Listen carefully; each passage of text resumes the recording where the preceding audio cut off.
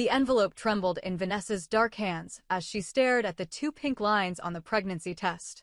Her heart hammered against her ribcage while she sat in the marble bathroom of the penthouse she shared with the most dangerous man in Seoul. Minjun would be home any minute, and she had to tell him. They'd been together for a year, passionate and intense, and surely he would be happy. Surely, the man who whispered promises against her skin every night would want this child. She was wrong. The front door slammed, echoing through the lavish apartment like a gunshot. Heavy footsteps approached, and Vanessa quickly hid the test in her robe pocket, her pulse racing as she emerged from the bathroom. Minjun stood in the living room, his sharp jaw clenched, his dark eyes cold as winter in Seoul. Blood spotted his white shirt collar. "We need to talk," she said softly, her Nigerian accent thickening with emotion. He loosened his tie without looking at her. "Not now, Vanessa. I just eliminated a traitor. I'm not in the mood. Minjun, please. This is important." She moved closer, placing a gentle hand on his arm. "I'm pregnant." The silence that followed was deafening. Minjun's entire body went rigid, and when he finally turned to face her, his expression was carved from ice. "Get rid of it," he said, his voice flat and emotionless. "I don't want a child. If you're ready for a story filled with heartbreak, revenge, and a love that refuses to die, stay tuned because what happens next will leave you speechless.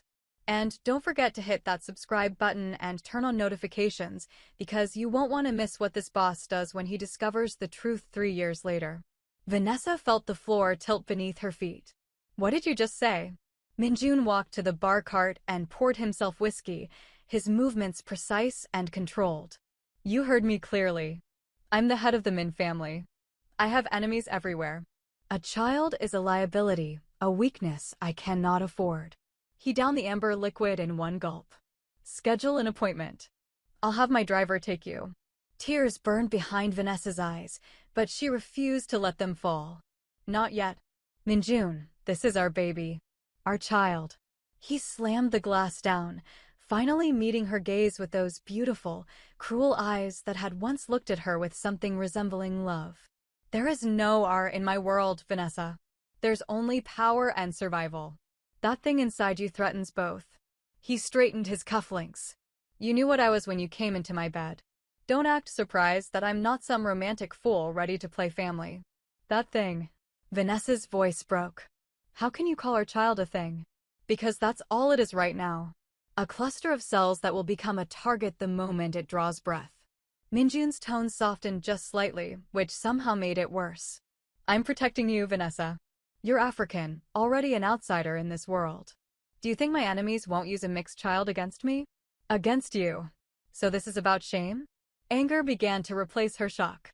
"You're ashamed that I'm black? That our child would be biracial?" Something flickered in Minjun's expression, but it vanished as quickly as it appeared. "This is about survival. About reality. My grandfather would never accept a bastard heir, especially not one who would dilute our bloodline. And my rivals would kidnap or kill the child before its first birthday." He moved toward her, reaching out to touch her face, but Vanessa jerked back. "Don't touch me," she whispered. "Don't ever touch me again." "Vanessa, be reasonable." "Reasonable?" She laughed bitterly, pulling the pregnancy test from her pocket and throwing it at his chest. It bounced off and clattered to the floor. "I'm carrying your child, and you want me to kill it. There's nothing reasonable about any of this." Minjun's jaw tightened. "I'm giving you a choice. Get rid of it or get out. But understand this, if you leave with nothing. The money, the apartment, the clothes, the jewelry, all of it stays. And you'll never hear from me again." The words hit her like physical blows. "You would throw me out? Just like that?" "Just like that," he confirmed, his face an emotionless mask. "I didn't build an empire by being sentimental, Vanessa. I thought you understood that about me." She had understood. She'd seen him conduct business, watched him command respect and fear with equal ease. She'd witnessed his ruthlessness from a distance and foolishly believed she was different, that she was special. That what they had transcended his dark world. "I need time to think," she managed to say. "You have 24 hours. Minjun checked his expensive watch. "I have a meeting with the Park family tomorrow night.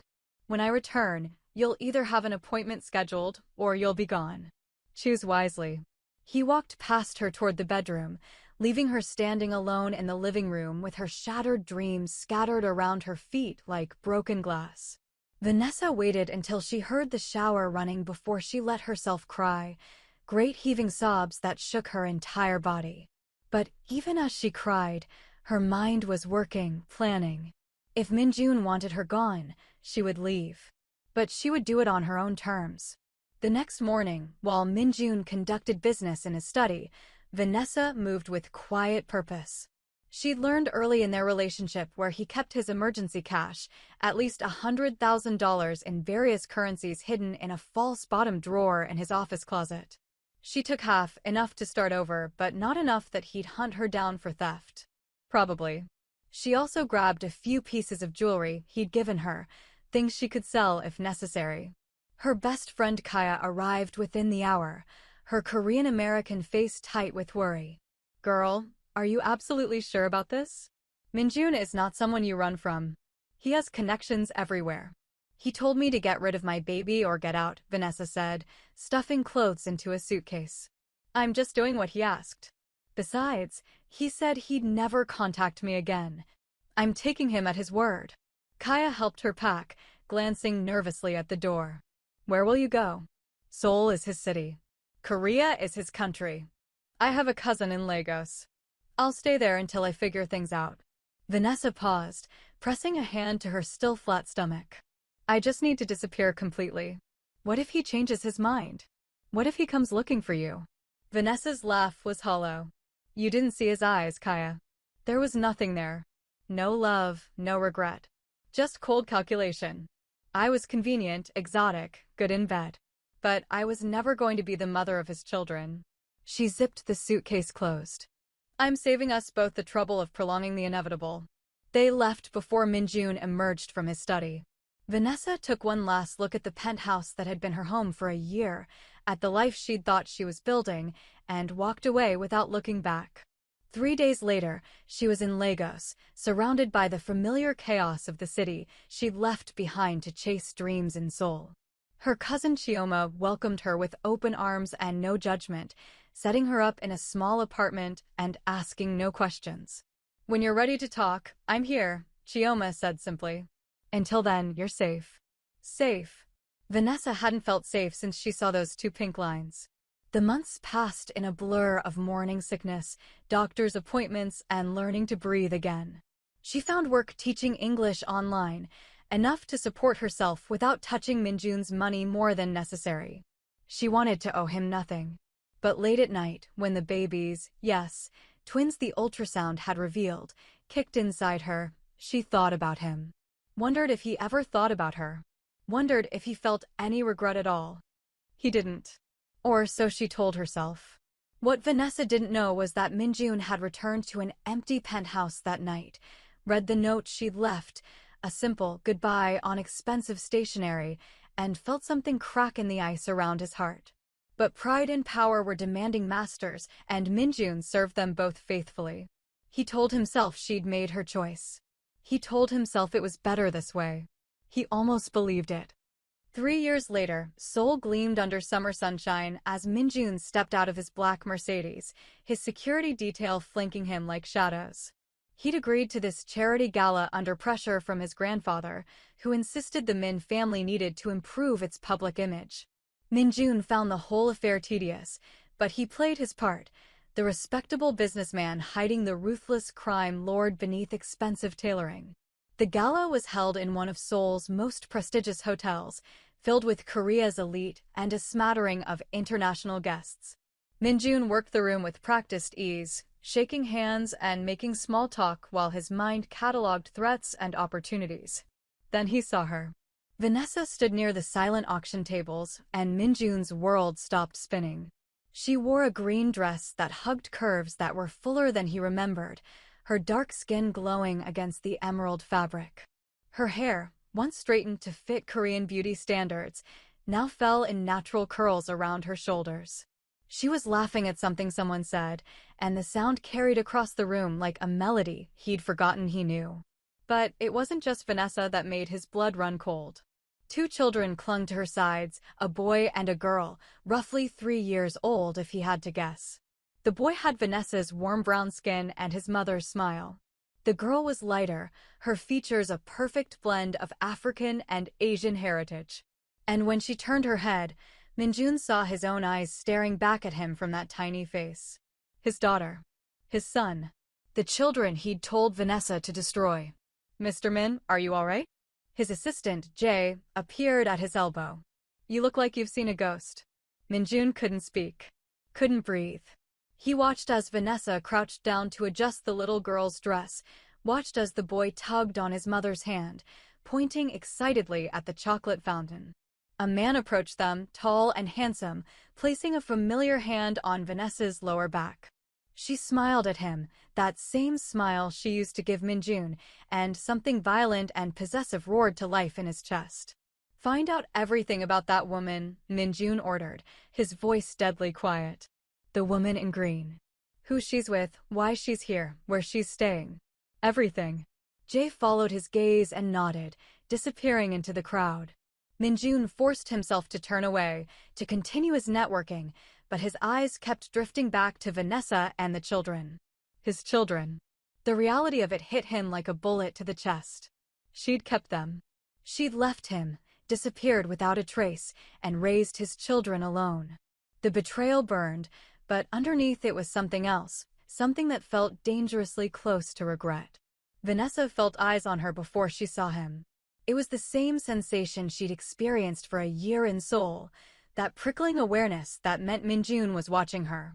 She looked up, scanning the crowd, and her heart stopped when their gazes locked across the room. He looked exactly the same. Sharp jaw, intense dark eyes, that dangerous aura that drew people in even as it warned them away. He was staring at her with an expression she couldn't read, his body rigid with tension.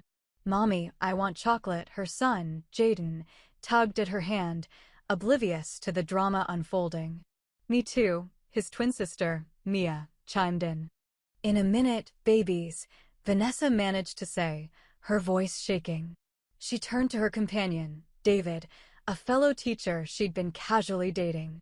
"Can you watch them for just a moment? I need some air." "Of course." David, sweet and uncomplicated, smiled warmly. "Take your time." Vanessa fled to the balcony, her heels clicking against marble as she gulped in fresh air. Her hands trembled as she gripped the railing. This wasn't supposed to happen. She'd returned to Seoul only because Chioma had moved here for work and convinced her to visit. The gala invitation had come through David's school, a last-minute +3 situation. What were the odds that Minjun would be here? Running away again? His voice, smooth and cold as silk, came from behind her. Vanessa closed her eyes, gathering her strength before turning to face him. "I'm not running," she said quietly. "I just needed air."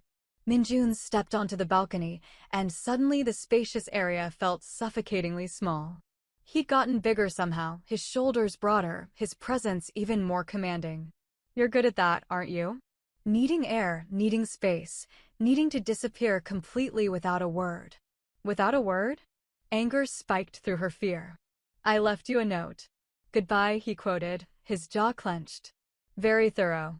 "What did you want, Minjun? A detailed explanation?" "You made yourself perfectly clear. Get rid of it or get out." "I got out." She lifted her chin defiantly. "You should be happy. You got exactly what you wanted." "Did I?" He moved closer, and she forced herself not to retreat. "Because those two children in there, the ones who have my eyes, my daughter's face, tell a different story." "They're not your children," Vanessa said firmly, even as her heart raced. "You gave up any right to them the moment you called them it and told me to destroy them." Something dangerous flashed in Minjun's eyes. "They're my blood. DNA doesn't lie, Vanessa. You kept them. You ran away and kept my children from me. I saved them from you," she shot back. "From a father who didn't want them, who would see them as liabilities and weaknesses.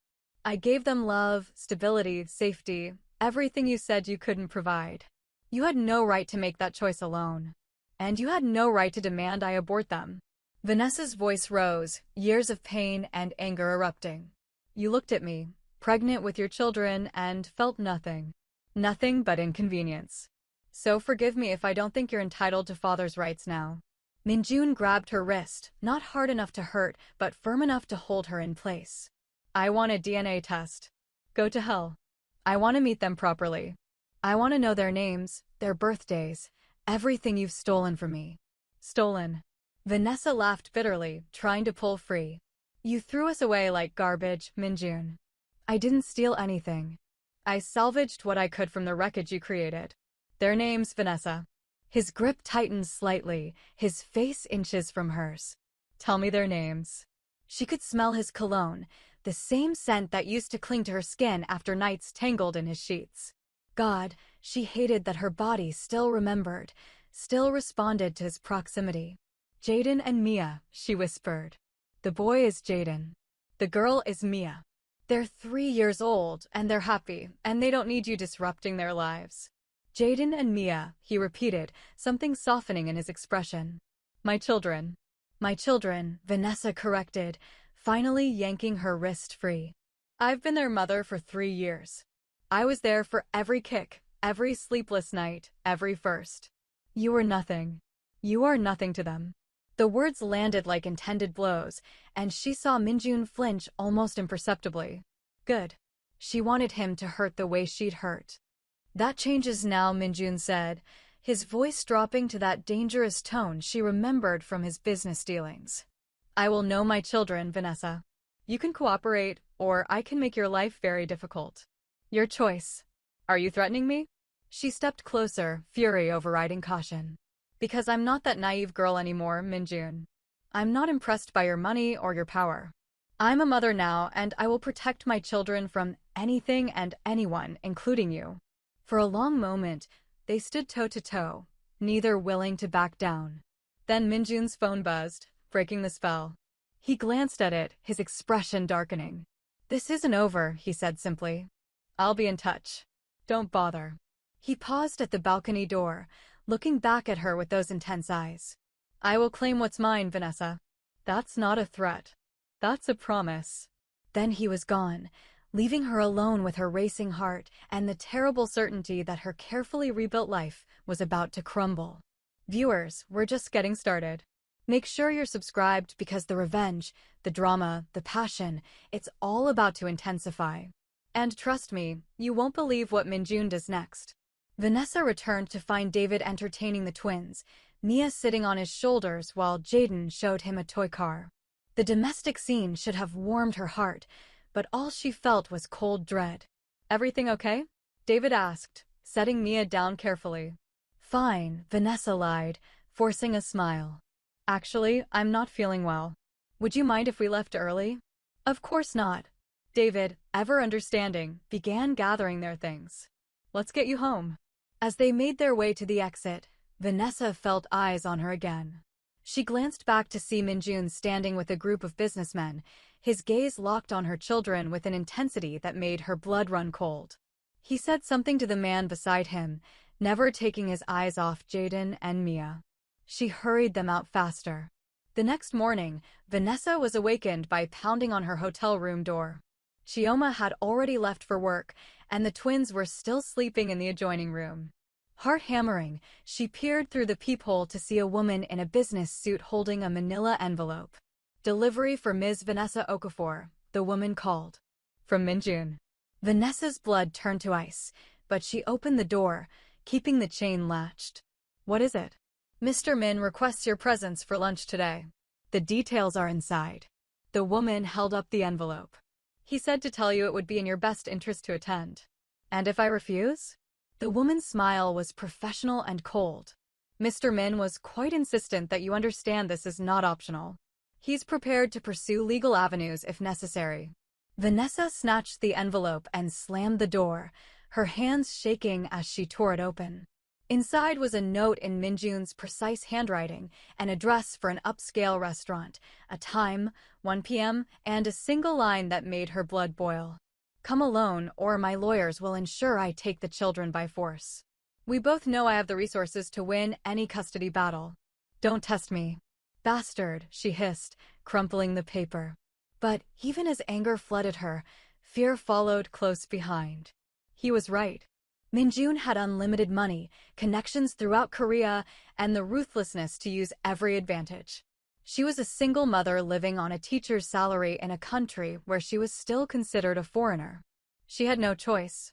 At 1 p.m., Vanessa walked into the restaurant, a private establishment that Minjun had apparently rented out entirely. He sat at a table by the window, looking infuriatingly calm and composed in a dark suit that probably cost more than her monthly salary.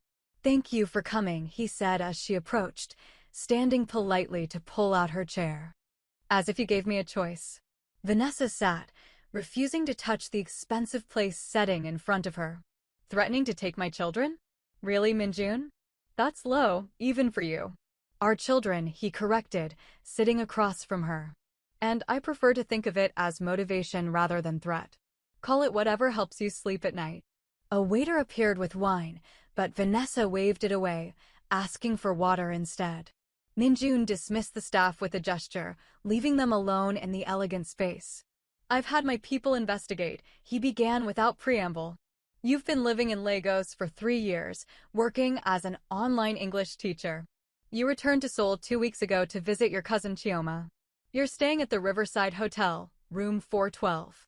You're dating David Park, a teacher at Seoul International Academy, though the relationship appears casual. You haven't told the children about me. They think their father is dead." Vanessa's stomach churned. Of course he'd had her investigated. "You missed your calling as a stalker." "I'm being thorough," Minjun replied calmly. "As I am in all business matters." "Business matters?" She leaned forward, her voice sharp. "Is that what your children are to you?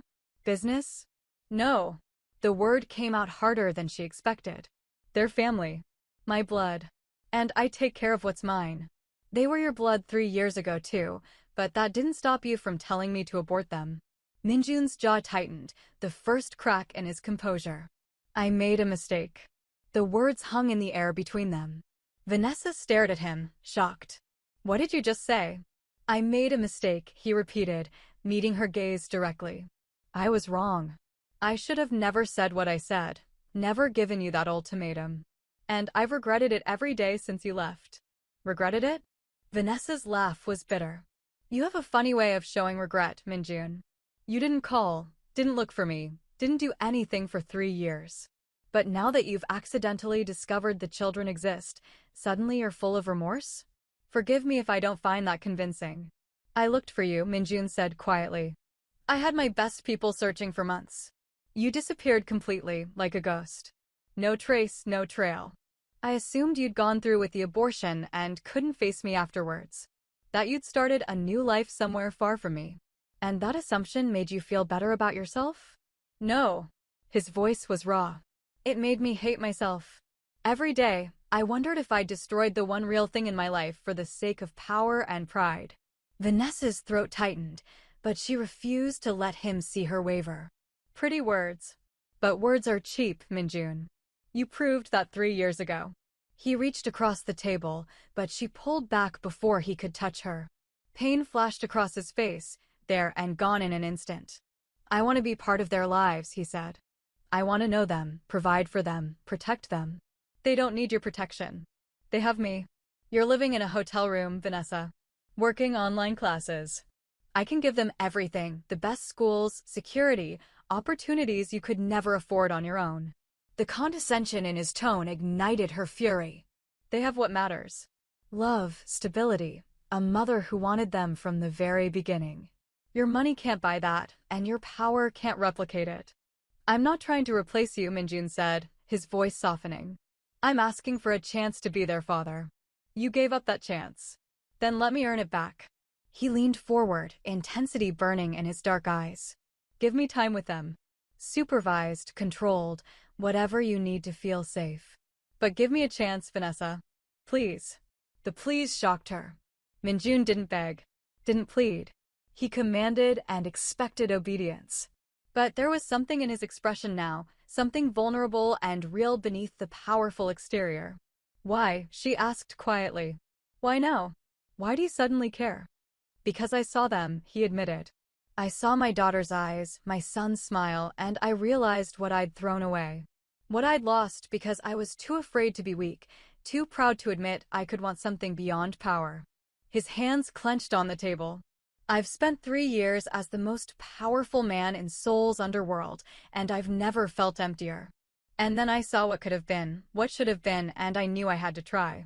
Vanessa wanted to stay angry, wanted to hold on to her righteous fury and protective instincts.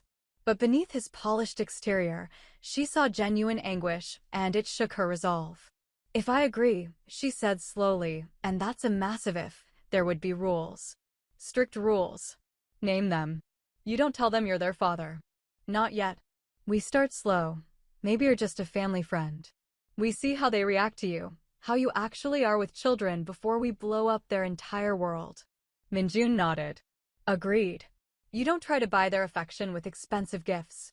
No ponies, no sports cars for when they turn 16, nothing excessive. Reasonable. And if at any point I feel like your world, your lifestyle, is dangerous for them, this ends. No arguments, no legal battles. You walk away. His expression hardened.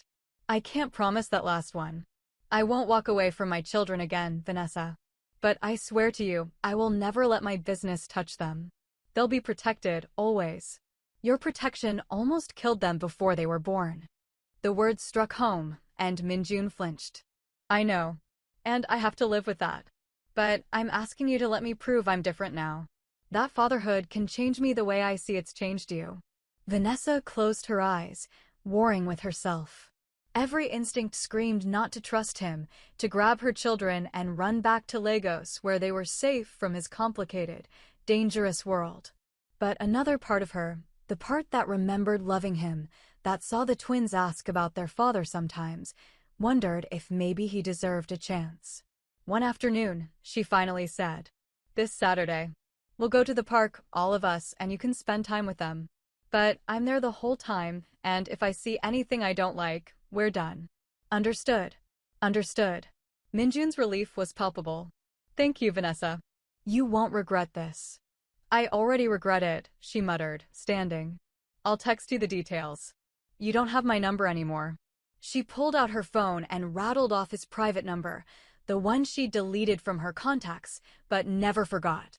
Some things stay with you whether you want them to or not. As she walked away, she felt his eyes on her back, intense and burning. And despite everything, despite the pain and betrayal and years of anger, her body still remembered what it felt like to be the focus of Minjun's attention. God help her, but part of her still wanted it. Comment below what you think will happen at the park. Will the twins like Minjun, or will this reunion be a disaster? And should Vanessa give him a real second chance? Let me know your thoughts. Saturday arrived too quickly. Vanessa dressed the twins in comfortable play clothes, her stomach a knot of anxiety. She hadn't told them anything specific, just that they were meeting a friend of Mommy's at the park. Is it Uncle David? Jaden asked, tugging on his favorite dinosaur shirt. No, baby. Someone new. Vanessa knelt to tie Mia's shoes, her hands trembling slightly. His name is Minjun, and he's very excited to meet you both. Will he play with us? Mia asked, her eyes, so heartbreakingly similar to her father's, wide with hope. I'm sure he will, sweetheart.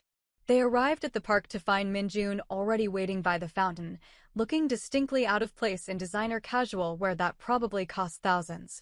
He'd clearly made an effort, trading his usual suits for dark jeans and a simple black sweater, but he still radiated wealth and power. When he saw them approaching, his entire face transformed.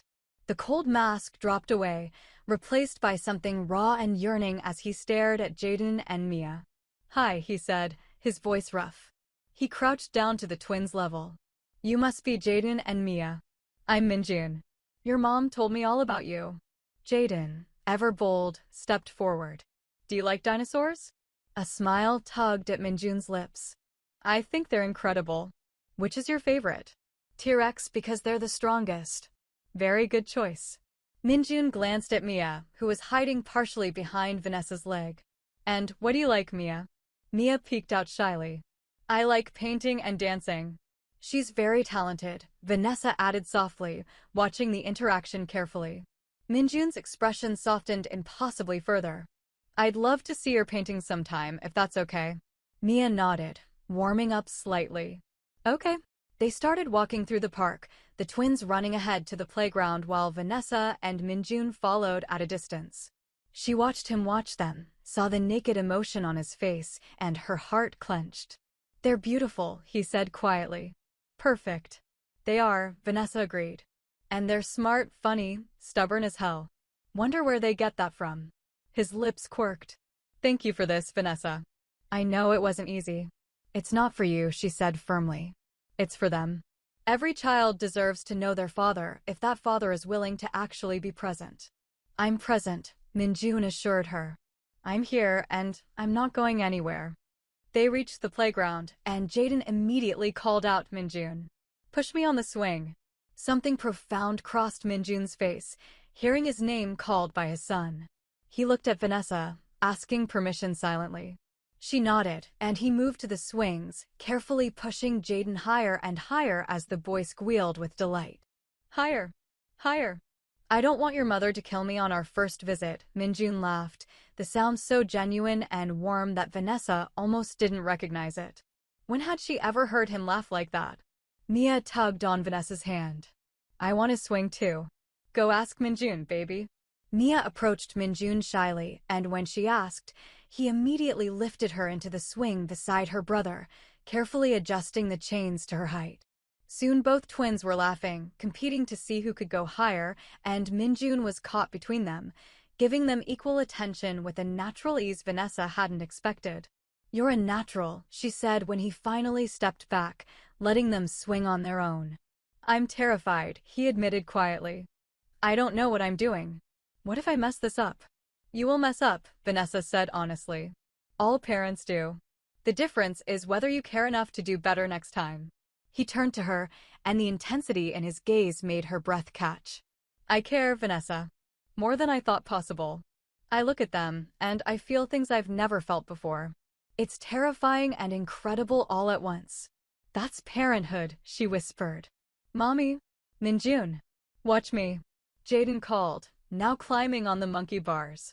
They spent the next 2 hours playing, laughing, and existing in a bubble that felt dangerously close to family.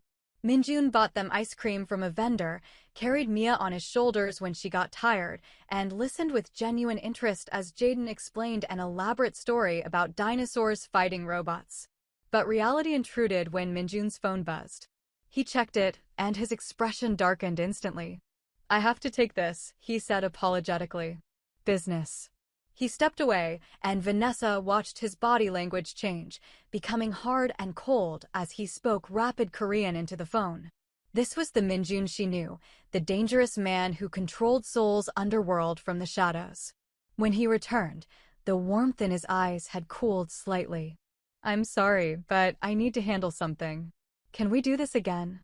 "We'll see," Vanessa said noncommittally. Minjun crouched down again, speaking to the twins. "I have to go to work, but I had an amazing time with you both today. Can I see you again soon?" "Yes," Jaden shouted immediately. Mia nodded, smiling. "You're nice. I like you." Vanessa saw something break and reform in Minjun's expression. He reached out, hesitated, then gently ruffled Mia's hair. "I like you too. Both of you. So much."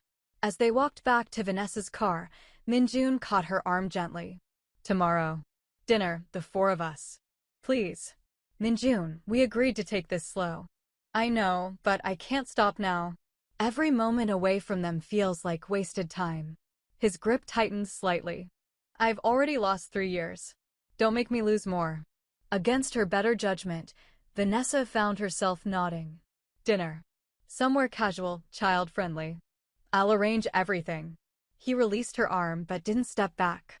"Thank you. For today, for them, for giving me this chance." "Don't thank me yet," she warned. "You haven't proven anything except that you can play in a park for 2 hours. Real parenting is harder, messier, less fun." "Then teach me," he said simply. "I want to learn." As she drove away, twins chattering in the back seat about how much fun they had, Vanessa caught Minjun's reflection in her rearview mirror. He stood watching them leave, looking more alone than she'd ever seen him, and despite everything, her heart ached. What was she doing? Getting involved with him again, letting him into their lives, was dangerous. Not just because of his business, but because she knew herself. Knew that part of her still responded to him, still remembered loving him. This was going to end badly. She could feel it. But she couldn't seem to stop it either. Over the next 2 weeks, Minjun became a constant presence in their lives. Dinners turned into weekend outings, which turned into him showing up at the hotel with breakfast. He was charming, attentive, and clearly falling in love with Jaden and Mia. But Vanessa noticed other things too. The way his security detail was always nearby, shadows protecting them from threats she couldn't see. The phone calls he took in hushed, angry Korean. The occasional bruise on his knuckles that he tried to hide. "You're still in deep, aren't you?" she asked one evening after the twins had gone to bed. Minjun had stayed to help with bedtime stories, and now they sat in her hotel suite's small living room, a dangerous intimacy settling between them. "I can't just walk away from my responsibilities," he said carefully. "But I'm making changes. Delegating more, stepping back from the worst of it." "For how long?" "Until the novelty of fatherhood wears off." His eyes flashed. "They're not a novelty, Vanessa. They're my children. My priority." "Your priority that you didn't want," she shot back. "Forgive me for being skeptical about your sudden transformation." Minjun moved closer, crowding her space on the small couch. "How long are you going to punish me? How many times do I have to prove I've changed before you believe me?" "I don't know," she admitted, her voice breaking slightly. "I don't know if I can ever trust you again, Minjun. You broke something in me that day, something I'm not sure can be fixed."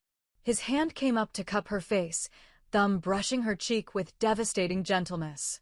"Then let me try to fix it. Let me prove that I'm not that man anymore." "You're still that man," Vanessa whispered, even as she leaned into his touch helplessly. "You're still dangerous, still powerful, still living in a world where people like us are expendable." "You were never expendable," he said fiercely. "You haunted me, Vanessa. Every woman I saw, every moment alone, I thought about you. About what I'd lost." "Stop," she breathed, but she didn't pull away. "I'm not going to lose you again," Minjun continued, his face inches from hers now. "Not you, not them. You're mine, you've always been mine, and I'm done pretending otherwise." Possessive as ever, she tried to joke, but it came out breathless. "Always." His lips brushed hers, feather-light, a question. "Tell me to stop." She should. God, she should push him away, protect her heart, remember all the reasons this was a terrible idea. But 3 years of loneliness, of raising children alone, of missing him despite everything, came crashing down on her. Instead of telling him to stop, Vanessa closed the distance and kissed him. It was like coming home and jumping off a cliff simultaneously. Minjun groaned against her mouth, his arms coming around her to pull her into his lap. The kiss was desperate, hungry. 3 years of separation and longing poured into the connection of lips and tongues and gasping breaths. "I missed you," he rasped against her neck, kissing along her throat. "God, Vanessa, I missed you so much." "This doesn't fix anything," she managed to say, even as her fingers tangled in his hair. "This doesn't erase what you said, what you did." "I know." He pulled back to look at her, his eyes dark with desire and something deeper. "But it's a start. Let it be a start." Before she could respond, his phone rang, shattering the moment. Minjun cursed in Korean, glancing at the screen. "I have to take this," he said regretfully, lifting her off his lap carefully. Reality came crashing back. Vanessa wrapped her arms around herself as Minjun stepped onto the small balcony, his voice hard and commanding as he dealt with whatever crisis had arisen in his dark empire. What was she doing? She'd just kissed the man who'd thrown her away, who'd told her to abort their children, who lived a life so dangerous that people died at his command. But God help her, she still wanted him. We're reaching the climax of this incredible story, and things are about to get even more intense. If you're loving every twist and turn, smash that like button and subscribe so you don't miss the explosive conclusion. Drop a comment and tell me, should Vanessa protect her heart or give in to the passion? Let me know now. The crisis Minjun was managing turned out to be serious. A rival family, the Parks, had apparently discovered his connection to Vanessa and the twins. The next morning, He arrived at her hotel with a full security detail, his expression grim. "Pack your things," he said without preamble. "All of you. You're moving into my penthouse today." "Excuse me." Vanessa blocked the doorway. "You don't get to just order me around, Minjun. This isn't about control, it's about safety." He showed her his phone, and her blood ran cold at the photos displayed. Pictures of her and the twins at the park, at restaurants, entering and leaving the hotel. Someone had been following them. "The Park family knows about Jaden and Mia. They know they're mine. And they'll use that against me if given the chance." "This is exactly what I was afraid of," Vanessa said, her voice rising. "Your world, your violence, touching our children. Which is why I need to protect them," Minjun insisted. "My penthouse is secure, fortress-level security, guards, everything. They'll be safe there while I deal with this threat. Or we could just leave. Go back to Lagos where your enemies can't find us." His expression hardened. "You're not taking my children away again." "They're not yours to claim," Vanessa shot back. "You've been playing daddy for 2 weeks. That doesn't erase 3 years." "I'm not playing at anything." Minjun's voice rose to match hers, all pretense of calm shattering. "Those are my children, and I will protect them with my life. You can fight me on this, or you can accept that I have the resources and the will to keep all of you safe. Your choice, but make it fast because every minute we stand here arguing is a minute you're all exposed." Vanessa wanted to refuse on principle, but fear for her children overrode pride. "Fine. But this is temporary, just until you handle your business problem." Agreed. The penthouse was exactly as she remembered, sleek and modern and expensive, but Minjun had clearly made changes. One of the spare rooms had been converted into a children's paradise, complete with toys, books, and 2 small beds shaped like race cars. "When did you do this?" Vanessa asked, stunned. "I had it done the day after we met at the park," Minjun admitted. "I was hoping you'd agree to visit eventually." The twins were ecstatic, running from room to room, exploring their new temporary home with squeals of delight. Watching them, seeing Minjun smile at their joy, Vanessa felt her carefully constructed walls crumble a little more. That night, after the children were asleep, Minjun poured them both wine and joined her on the balcony overlooking Seoul. "I'm going to war with the parks," he said quietly. "It won't be clean, and it won't be quick. But by the time I'm done, every family in Seoul will know that my children are off limits, that anyone who even looks at them wrong will face my full wrath." "This is the life you wanted to protect them from," Vanessa reminded him. "No, this is the life I live. But I'll burn it all down before I let anyone hurt them." He turned to her, intensity blazing in his eyes.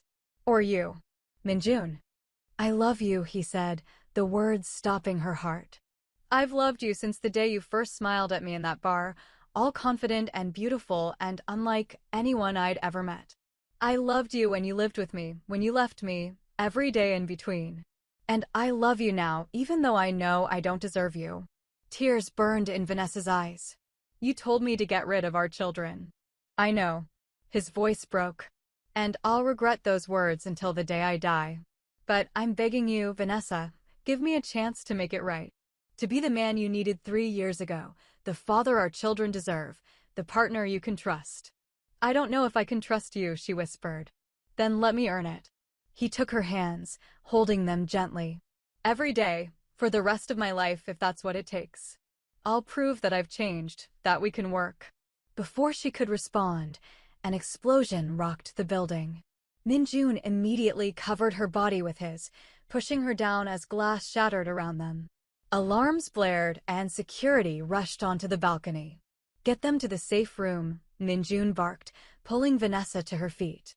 "No." They rushed to the children's room where Jaden and Mia were crying, terrified by the noise. Vanessa scooped them both up while Minjun led them to a hidden panel in his office, revealing a reinforced room with supplies and communications equipment. "Stay here," he commanded, kissing each twin's forehead and then, without thinking, kissing Vanessa hard and desperate. "I'll handle this." "Minjun, don't." But he was already gone, the door sealing behind him with a heavy thud. For 3 hours, Vanessa sat in that safe room, holding her crying children, listening to gunfire and shouting in the distance. She'd never been more terrified in her life. When the door finally opened, Minjun stood there, blood on his clothes, a cut above his eyebrow, but alive. Gloriously, miraculously alive. "It's over," he said quietly. "The Parks sent a message. I sent one back. They won't try again." Vanessa handed the twins to a guard who'd appeared behind Minjun, then launched herself at him, not caring about the blood or the violence or anything except that he was safe. "Don't ever do that again," she sobbed against his chest. "Don't ever leave me not knowing if you're coming back." "I'm sorry," he murmured, holding her tight. "I'm so sorry." "I can't do this," she said, pulling back to look at him. "I can't live like this, Minjun.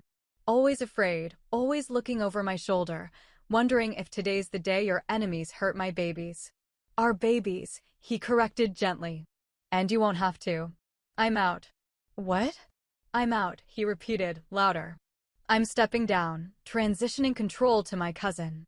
I'll maintain a small share for income, but I'm done with the violence, the wars, all of it. My family is more important." "You'd give up everything?"